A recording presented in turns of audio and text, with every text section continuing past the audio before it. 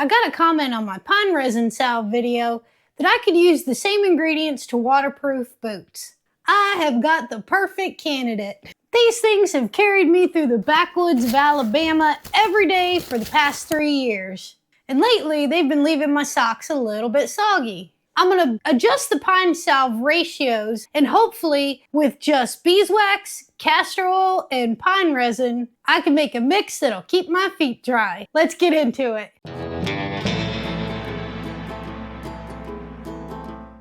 A good pair of snake boots is kind of a big investment, and it's not something you want to be having to replace every couple years. And in my neck of the woods, they're kind of a lifesaver.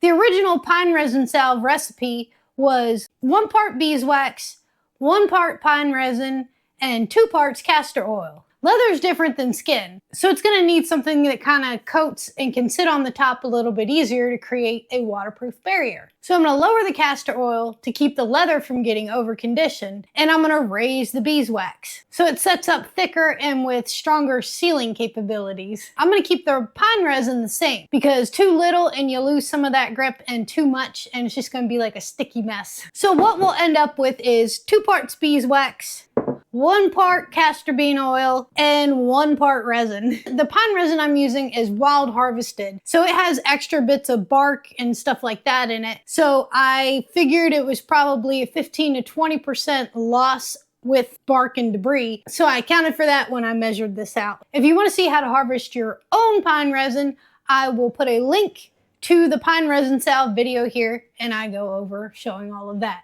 Now that we have the ratio set, let's get to mixing and melting. I'm gonna pour the pine resin directly into the castor oil. So what this is gonna do is allow the resin to melt into the oil, and then they can bond together. You can use something like a double boiler, or like I do, I just take my old salve making pot and put 3 canning bands in it, and then put water in it and warm that up. This jar will sit right into it.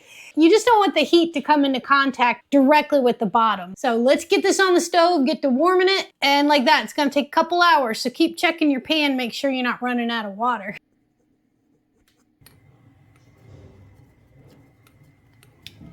Have this melted down. You can see there's a bit of debris in there. So let's get this strained out. I'm just gonna take a jar and put an old t-shirt over it and secure that with a rubber band.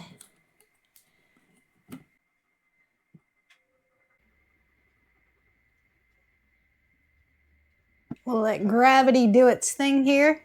Okay, to this I am going to add the 2 parts beeswax. Now we'll get this back into our double boiler pan and let it get to melting.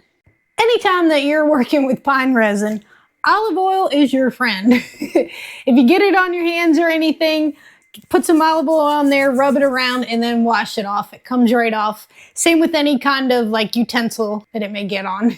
Now I have not made this before. I'm assuming it's gonna work like any kind of block salve that you might make. So I'm just gonna use my pan for that, give it a little coat of olive oil, and then we're gonna pour the hot mixture into here and let it set. We're gonna let this cool down. Now there probably will be some separation because this is really high in beeswax, which means the resin's gonna kind of pull toward the bottom, which is okay because we're gonna be cutting this into cubes and melting it and brushing them on the boots. This is cooled off and set up nicely, so let's get it cut into some cubes. Okay, you can see there was a little bit of separation, but not too much. I'm pretty happy with that.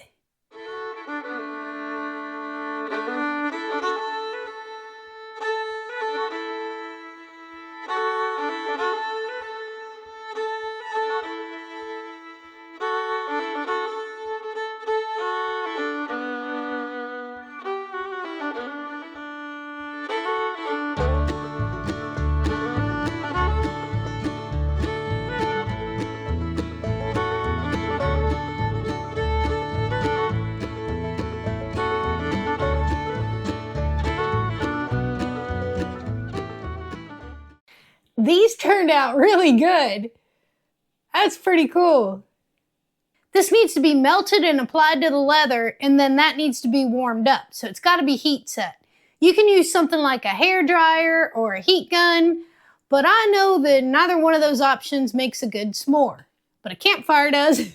Okay, we are outside. I have the perfect kind of campfire going right now. It's a lot of coals and not a lot of flame.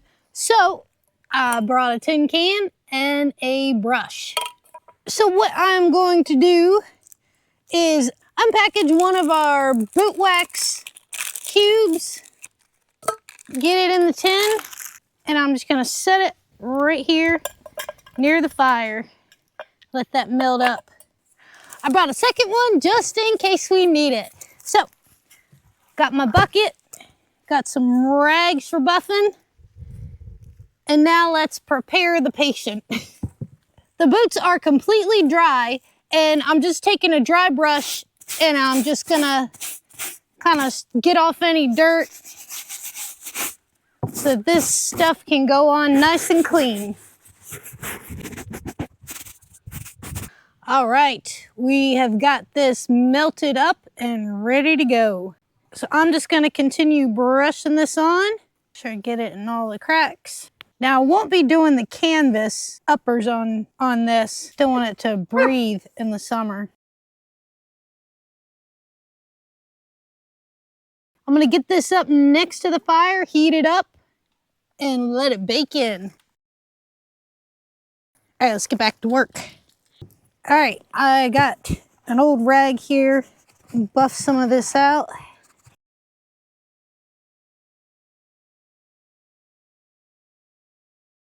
Right near where these deep cracks are, and over here, I'm gonna do a second coat on that.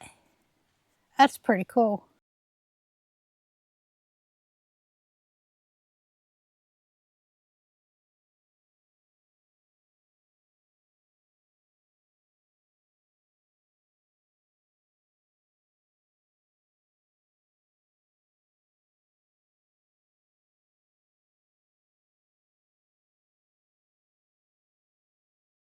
I would say if you're gonna be doing this on boots that you're gonna wear out to town or something, I would probably use a heat gun or something like that. That way they don't smell like a big old campfire, and you can get into the heat into the seams better so it doesn't show up. I think that's about all this is gonna do for it. But is it waterproof? Let us test the hydrophobic response of the heated leather substrate.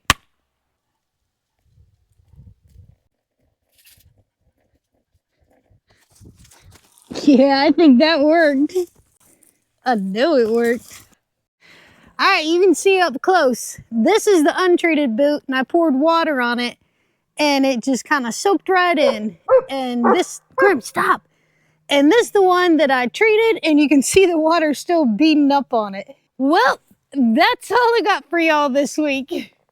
I really appreciate you watching this video. And if you like what I'm doing, I sure would appreciate if you hit the like button. And if you really like what I'm doing, I'd appreciate if you considered subscribing to the channel. So until next time, I'll see y'all later. This tastes like pine resin.